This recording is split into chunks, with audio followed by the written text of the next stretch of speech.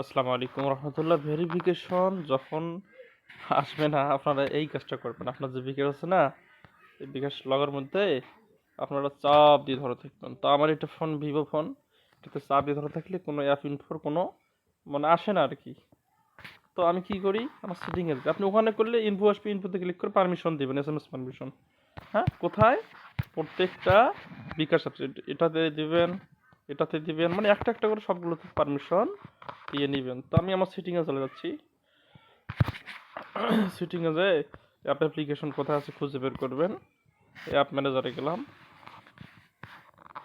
দেখেন আমি ধরো 1113 এটি করব, তো এটাতে ক্লিক করলাম, পারমিশনে গেলাম।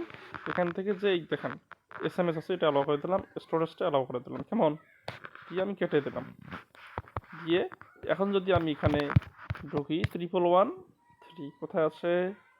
1113 এই ভাই এইটা। হ্যাঁ, এখন আপনি এটাতে ক্লিক করে আপনি লগ ইন করবেন, ইনশাল্লাহ এখন আপনার SMS আসবে, কোনো প্রকার সমস্যা হবে না।